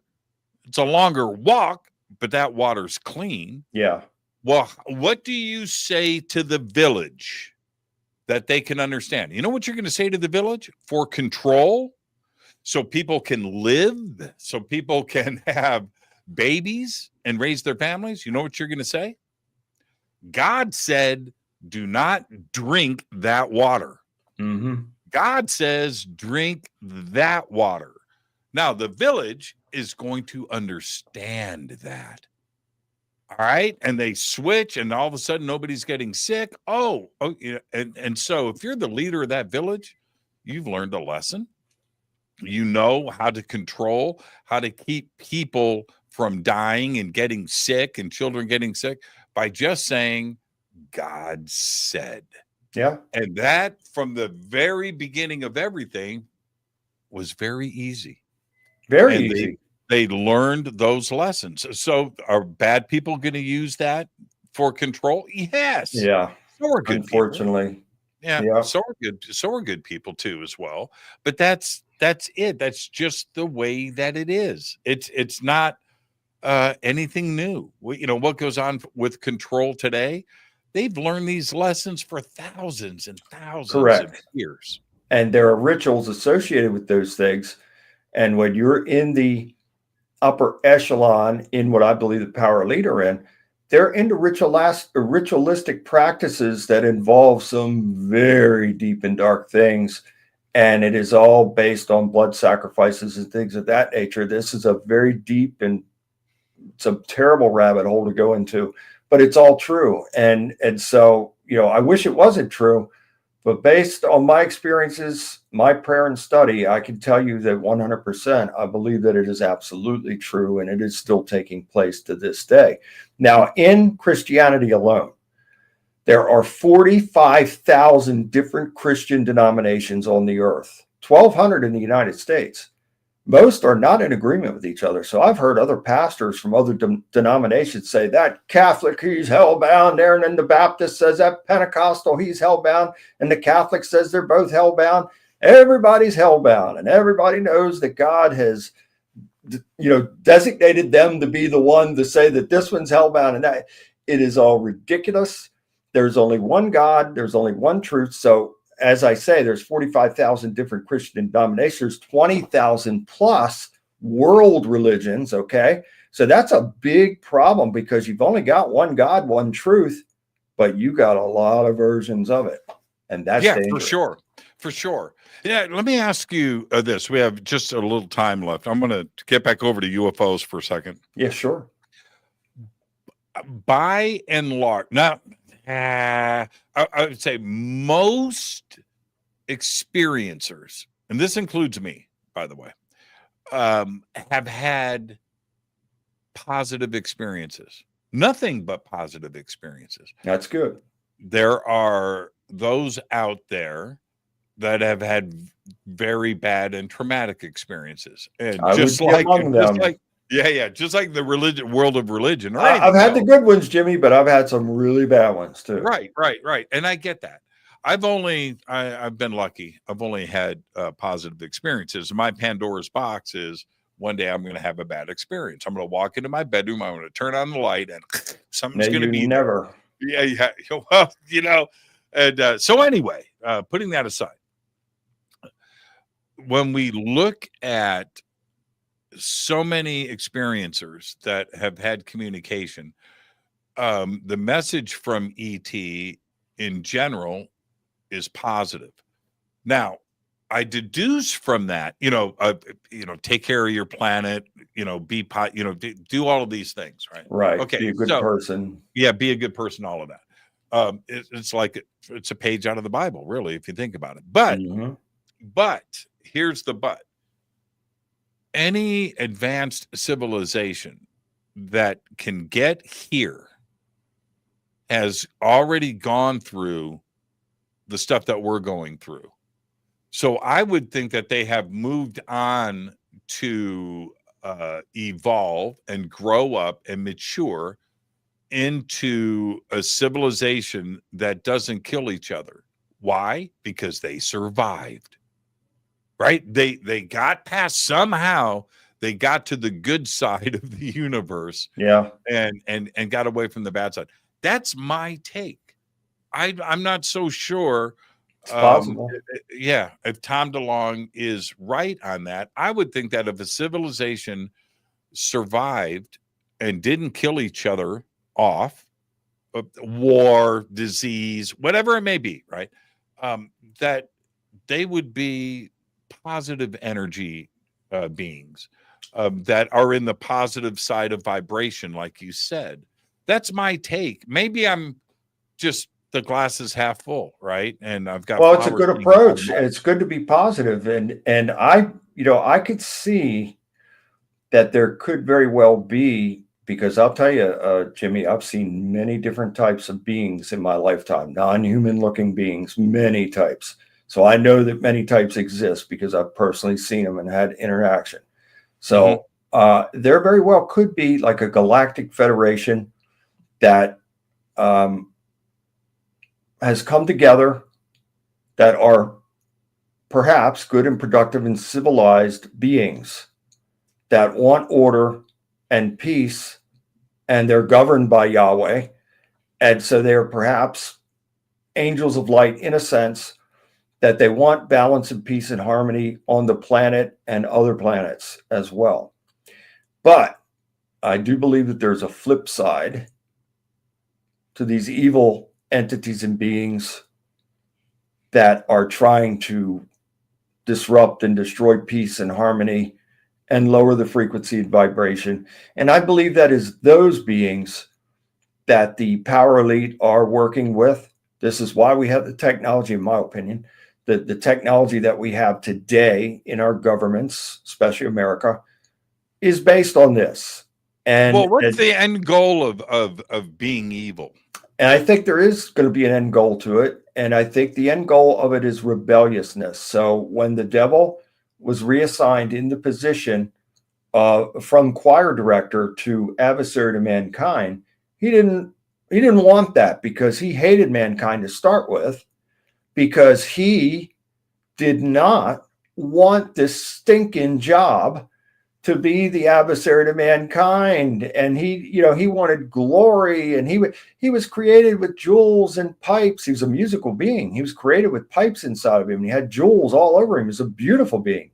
And so when that level of rebellion came forth, and it goes deeper than that, maybe we'll talk about it next time, but when he was taken out of his position as choir director and placed into this position, he hated mankind and this stinking world so much that he'll do anything and everything to bring forth destruction. He wants mankind gone, and he'll do anything and everything that he can. And I believe that it is Yahweh himself, and perhaps the angels and the heavenly host, which could include this galactic federation, that keeps us from being destroyed. But I do believe, because I think it's happened before with other civilizations, I think it's going to happen again.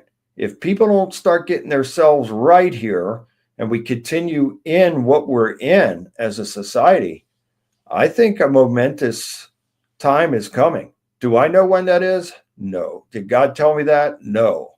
But I still feel that in my spirit, that a great and terrible and momentous day is coming. And so I stress to people all the time, A, I am not perfect. B, I don't claim to be perfect. I'm real, I'm authentic, and I do the best to be my best and to be a good man to anybody and everybody that comes into my path. That's what I do consistently every day of my life, and will do so for the rest of my life. But I say this all the time. We could flip the switch on this planet, especially in America, if everybody suddenly had this epiphany that, hey, I like being treated with kindness and decency and respect. So I think I'll treat you with kindness and decency and respect, because that's how I want to be treated. Mm-hmm. And if everybody could suddenly understand that, Jimmy, the whole world would change like that. I live my life that way, even though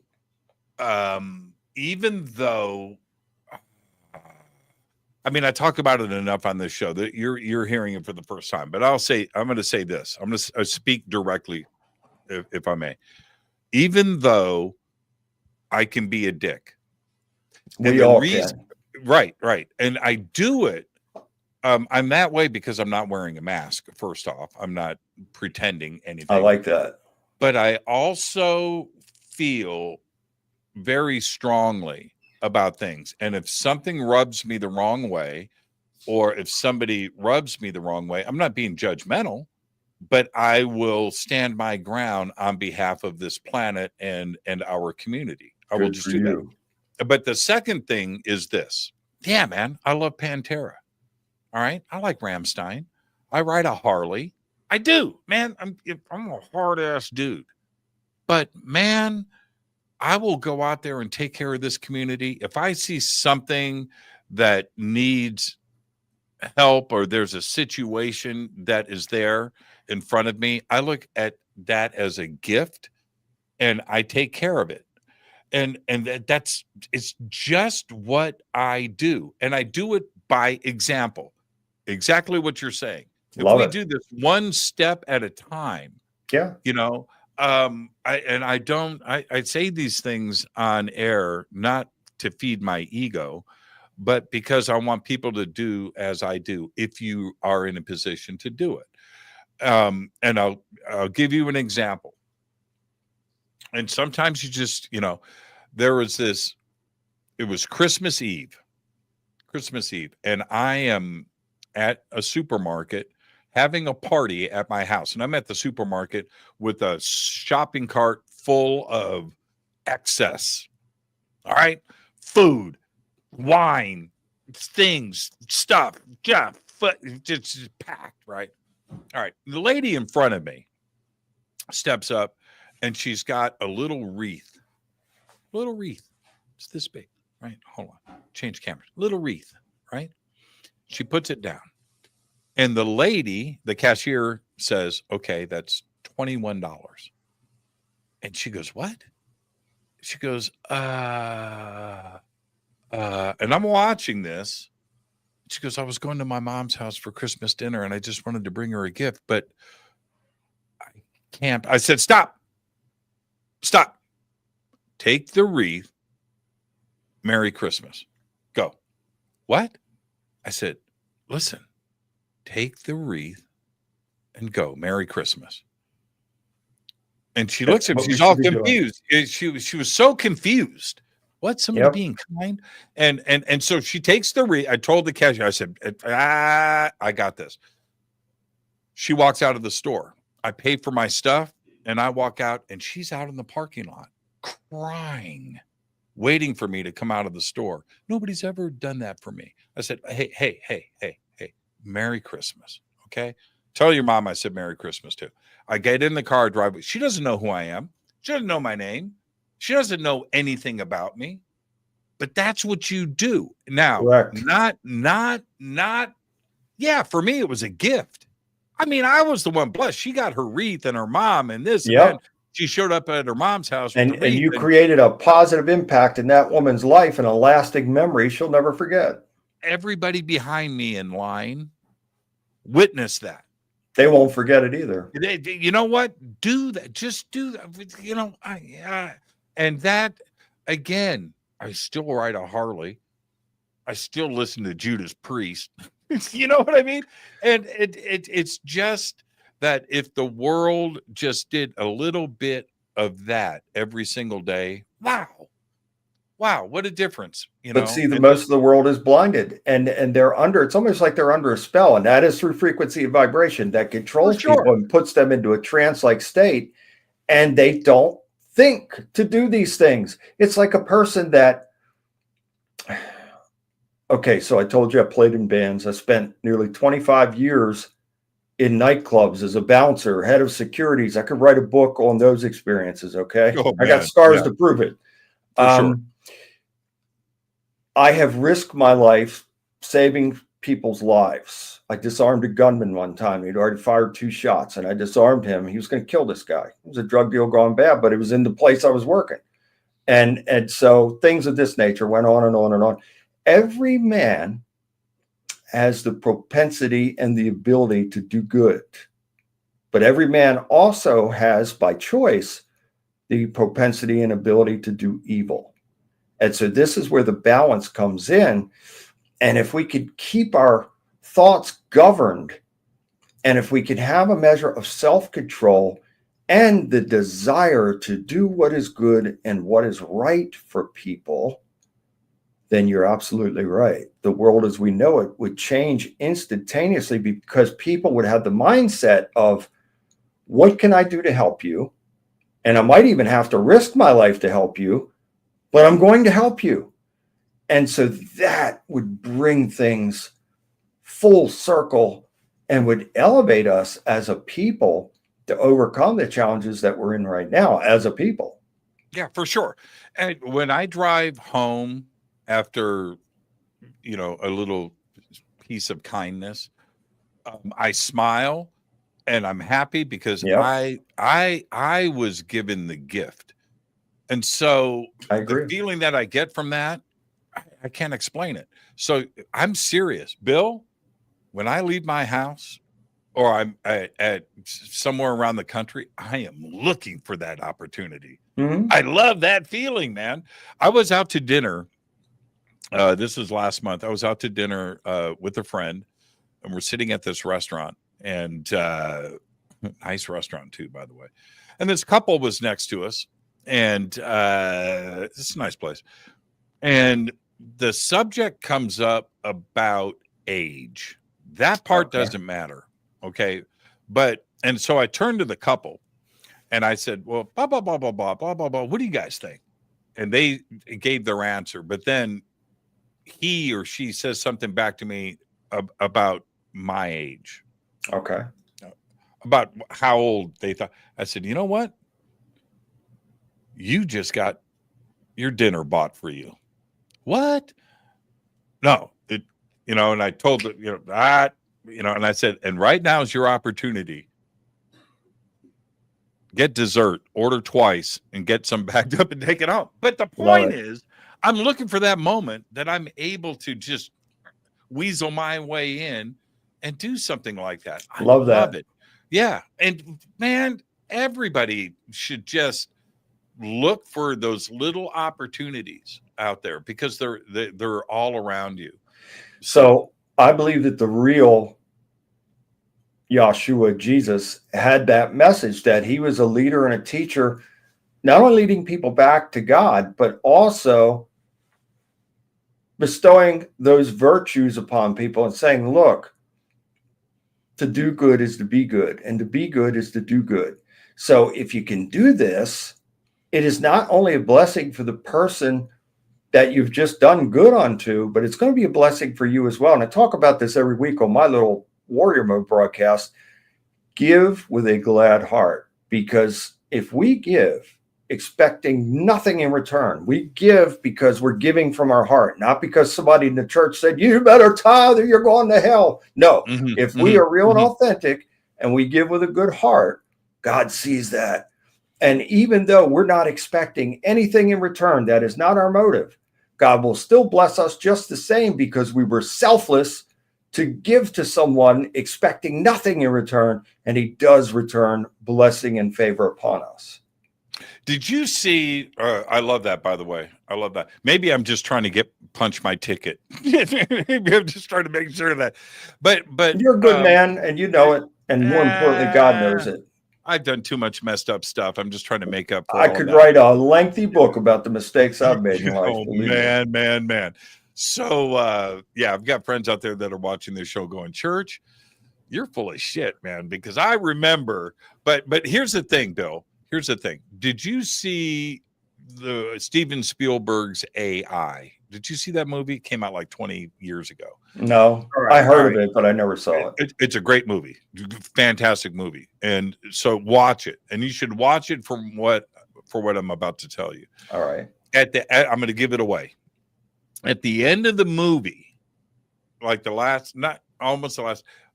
you see this, it's set far in the future, right? Thousands of years in the future.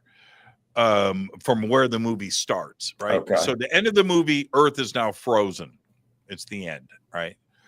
All right. It goes from today to far in the future. Now it's right ice age again. This ET, this flying saucer, it's not a flying saucer, it's a flying cube, but it comes into view and it's going across this frozen lake and crashes through the ice where ET is under the ice. It turned out to be like Manhattan. It's New York. Okay. And they're down there doing some archaeology.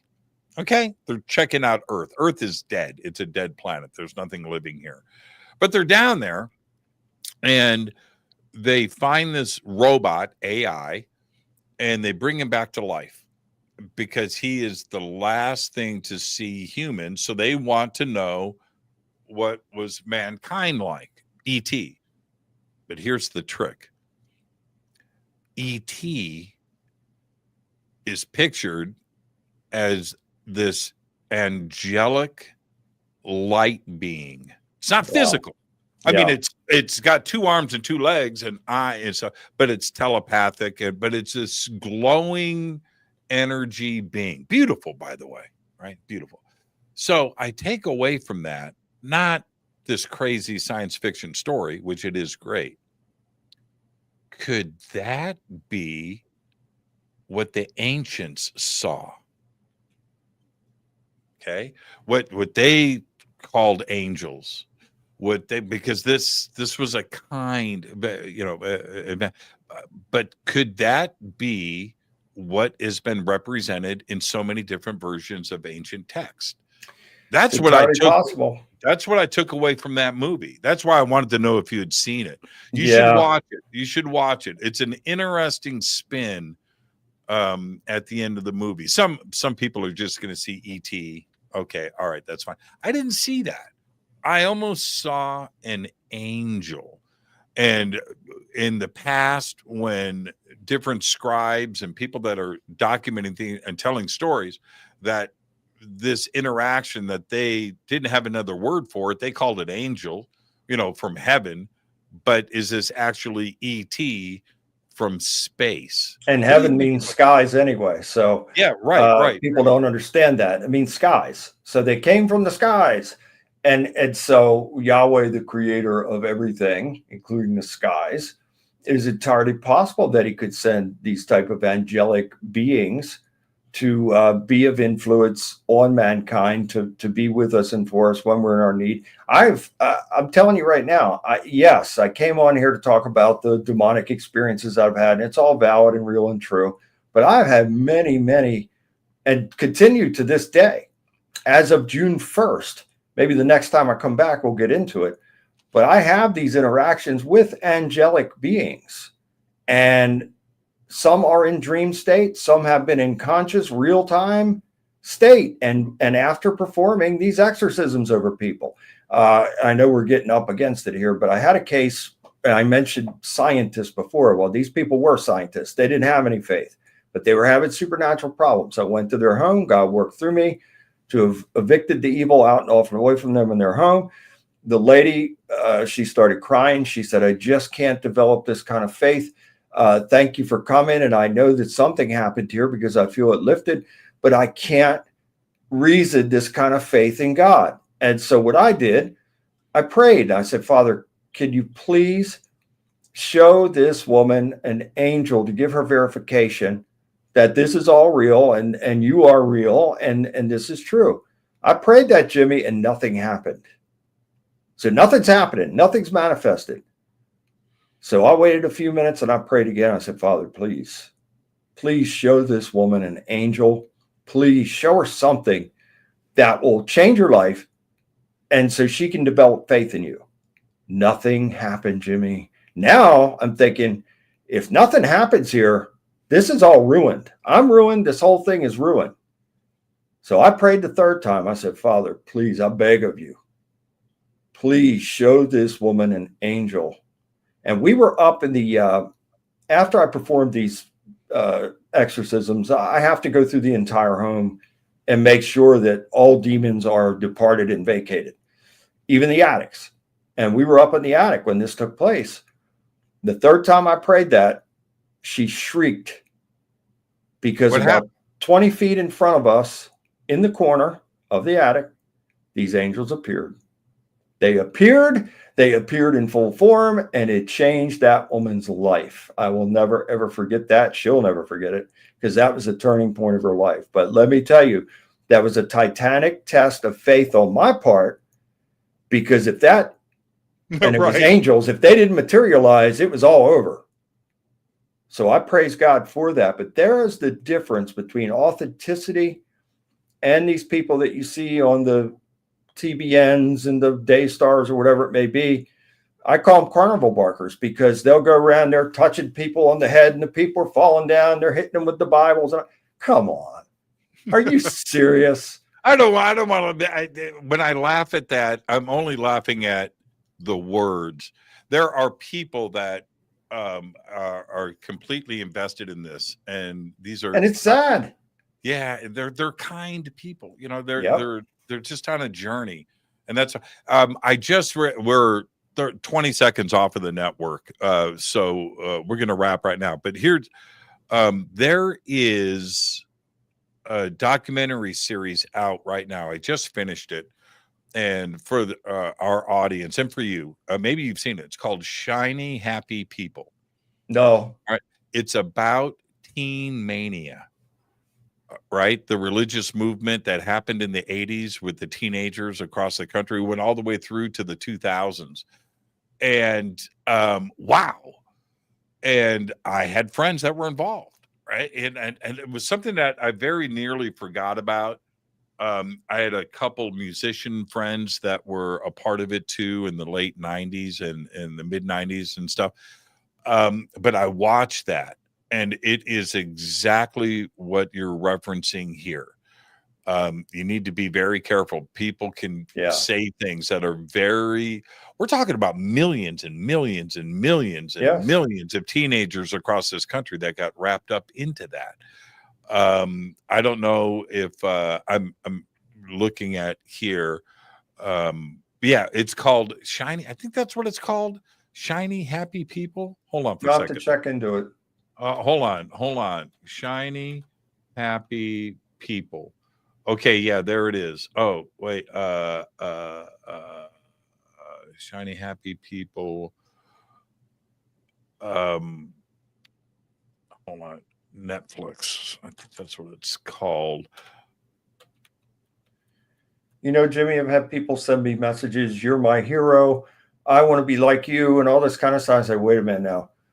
I don't want to be your hero. I want you to make God first and keep him first. I thank you for your kind words, but let's focus on who you should really be investing in. And that's not me, that's God. And so I try to keep it real with people in that way, because otherwise, that's how cults get started. When people invest in you that much, they're going to hang on your every word. Now you have control over them because they're hanging on your every word. Yeah, I've got that's the wrong name of the documentary. That's about the Duggar family. I got it wrong. Yeah. Everybody, I'll chase this down, and I'll give everybody the reference, the name of everything. It's not Shiny Happy People. No, that's not it. That's not it. It's about teen mania. Hold on for a second. Hold on. And next time I come back on with you, if you want me back, I'm going to show you some documentation. I've taken over 1,000 photographs of UFOs. I shot over 16 hours of footage as well, including some recent footage. And so I did send that to your producer, Michelle. And if you want to get into that the next time, I can. We will. Footage. We will. It is Shiny Happy People, everybody. Okay. People. Yeah. Teen Mania Ministries. That's what it was called. Teen Mania Ministries. Shiny Happy People on Amazon Prime. It's not on Netflix. It's on Amazon Prime. Yeah. Go check that out. I will. It's pretty interesting. All right. Hey, Bill, thank you so much. I really enjoyed the conversation tonight. And again, I thank you, my brother. This was my 59th birthday. So my wife took me out to a nice dinner and then came back and spent my 59th birthday with Jimmy Church and the audience here. As you should. Well played, Bill. Well played. Enjoy the rest of your birthday, my friend. And again, I look forward to our next conversation. Go enjoy your birthday. Tell your wife I said hello, and thank you for letting you come on the show tonight when you should be hanging out with her. Thank you so much, Bill. Thank you, my brother. Enjoy the rest of your evening. Go play one of those Jacksons. I just might. All right, brother. We'll do it again. Thank you very much. Many blessings. Great show. Perfect show tonight. And wow, Reverend Bill Bean. Great show. I'm going to jump out of here. Thank you, everyone. Tomorrow night, our once a month AMA, AJA. You get to ask me anything. And I will see everybody tomorrow. But until then, you know what I've got, and that is go back, Lee Tappy. Fade to Black is produced by Hilton J. Palm, Renee Newman, and Michelle Freed. Special thanks to Bill, John, Dex, Jessica, Dennis, and Kevin. Webmaster is Drew the Geek. Music by Doug Aldrich. Intros Space Boy. Fade to Black is produced by KJCR for the Game Changer Network. This broadcast is owned and copyrighted 2024 by Fade to Black and the Game Changer Network, Inc. It cannot be rebroadcast, downloaded, copied, or used anywhere in the known universe without written permission from Fade to Black or the Game Changer Network. I'm your host, Jimmy Church. Go back, Lee Tappy.